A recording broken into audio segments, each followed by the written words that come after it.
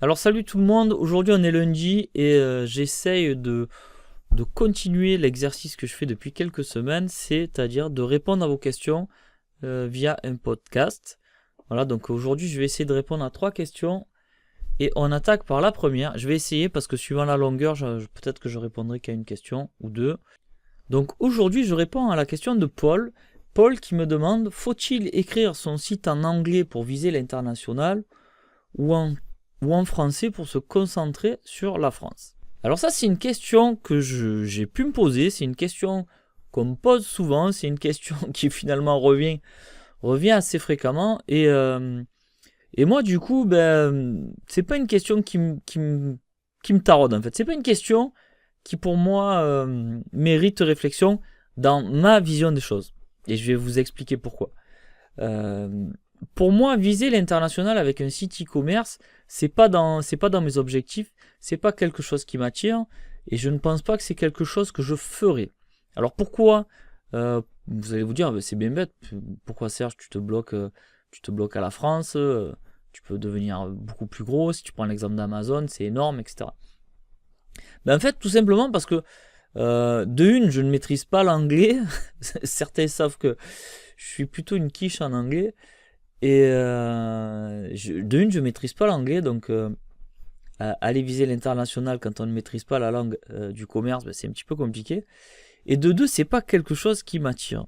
C'est pas quelque chose qui m'attire que d'aller essayer tester le marché dans d'autres pays. C'est pas quelque chose qui est en moi. Par contre, je connais pas mal d'entrepreneurs qui, pour eux, justement, à l'international, c'est leur kiff, quoi, c'est leur truc. Et c'est pour ça que si, en fait, c'est une question de caractère, on en revient souvent au caractère, mais c'est une question de caractère et de personnalité. Si vous maîtrisez l'anglais comme c'est pas possible, que vous passez le 3 quarts de votre temps à l'étranger, dans les voyages, etc., peut-être que vous êtes fait pour ça et peut-être que vous voyez les lacunes qu'il y a dans chaque pays et peut-être que vous êtes fait pour ça. Et peut-être que Paul, toi aussi, tu es fait pour ça. Moi, je sais que je suis pas. Alors oui, j'aime bien les voyages comme tout le monde, hein, mais je suis pas un globe-trotteur. Et vu mes lacunes en anglais, je vise pas ça. Par contre, c'est pas parce que je ne vise pas d'autres pays que je me cantonne qu'à la France avec un petit marché. On peut élargir sa gamme de produits, on peut envisager de devenir un petit peu plus généraliste quand on a fait le tour de sa niche. Ça, il n'y a pas de souci. En fait, c'est pas parce qu'on ne part pas à l'international qu'on vise petit. Voilà.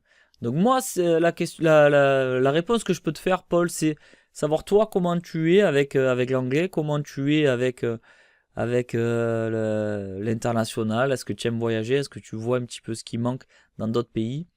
Euh, ou est-ce que en fait, l'erreur qu'on fait souvent, c'est se dire, bon, je vise le marché français. Une fois que je sature, que j'atteins un plafond de verre, qu'on atteint tous, hein, il arrive un moment où on atteint un plafond de verre, on se dit, bon, ben voilà, maintenant, je vais aller explorer l'international.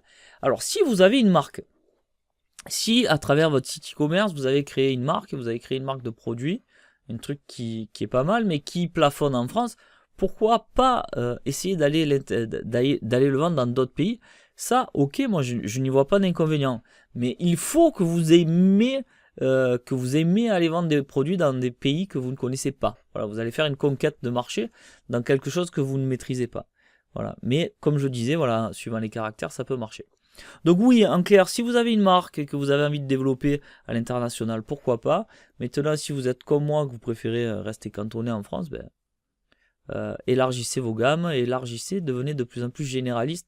Je dis souvent qu'il faut attaquer un marché par sa niche, par une niche de la niche. Admettons, je vais prendre l'exemple des animaux. Il y a pas mal de sites qui font de l'animalerie. Au lieu d'attaquer dans l'animalerie, chose qui est hyper concurrentielle, vous allez peut-être vous attaquer au secteur des oiseaux, au secteur du hamster, au secteur, etc. Donc vous rentrez par cette niche et au fur et à mesure, vous l'élargissez. À chaque fois que vous atteignez un plafond de verre, vous élargissez votre gamme. Bon, c'est pas aussi simple que ça, mais voilà, c'est une vision du truc. Voilà, Paul, j'espère avoir répondu à ta question. Si jamais c'est pas le cas, n'hésite pas à me laisser un commentaire. Alors ensuite j'ai une autre question, une question que j'ai relevée là en dessous d'une vidéo et en fait j'en profite pour faire la passerelle. En fait, actuellement, là, je fais pas mal de vidéos sur PrestaShop, quoi, pas mal. J'en ai fait 2, je vais continuer à en faire dès demain. Et on me demande si WordPress peut faire l'affaire, en plus de Shopify, etc. Là, est-ce que WordPress peut faire l'affaire? Alors WordPress a un module qui s'appelle WooCommerce. En fait, ça transforme un petit peu votre blog WordPress en boutique. Et on me demandait si c'était intéressant. Alors oui, WooCommerce peut être sympa. D'ailleurs, c'est ce que j'ai installé pour ma plateforme de Passion e-commerce pour vendre mes formations. J'utilise WooCommerce.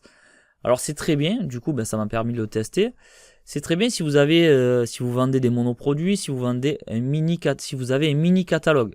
Maintenant, si vous avez quelque chose d'assez conséquent, vous allez vite voir les limites. Parce qu'en termes d'SAV, c'est pas tip top.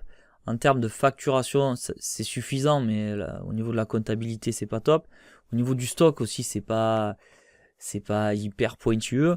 Donc, si vous avez un mini catalogue, si vous voulez tester un petit marché, pourquoi pas WooCommerce, pourquoi pas. Maintenant, si vous avez plus de 100 produits et que vous avez des catégories, etc., WooCommerce, je veux pas me faire des ennemis, mais je ne pense pas que ce soit adapté. Voilà pour la question.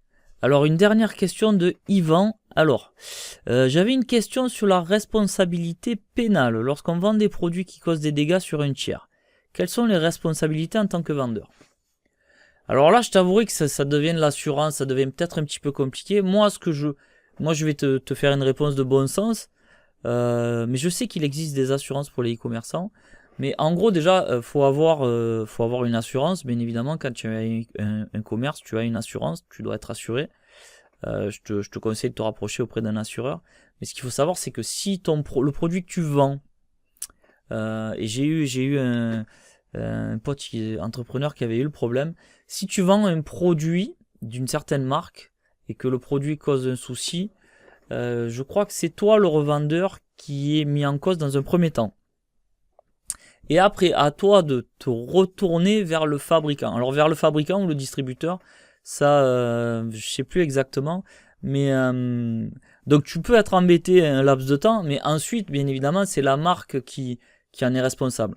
C'est-à-dire, imagine-toi, tu vends une voiture, tu es concessionnaire, on va venir te voir à toi, mais après, si la voiture, elle est défectueuse, bien évidemment, le concessionnaire va se retourner vers le fabricant. Voilà. Donc moi, ça c'est du bon sens. Je t'invite à te rapprocher auprès d'un assureur. Je sais que dernièrement, j'ai été rapproché par un assureur qui, justement, me disait, me vantait un petit peu les trucs de son assurance. Bon, je sais pas si réellement ça vaut le coup, certainement que oui. Moi, te dire exactement le contrat que j'ai avec mon assureur, je ne le connais pas. Après aussi, je sais pas ce que tu vends. Enfin, moi, ce que je vends, il n'y a pas trop de risques, donc je suis peut-être un petit peu plus cool. Maintenant, si tu vends des tronçonneuses, etc., ouais, peut-être qu'il faut que tu t'assures un peu mieux. Voilà, j'espère, Yvan, avoir répondu à ta question. Pour conclure un petit peu là sur ce sujet, des fois on se met beaucoup de...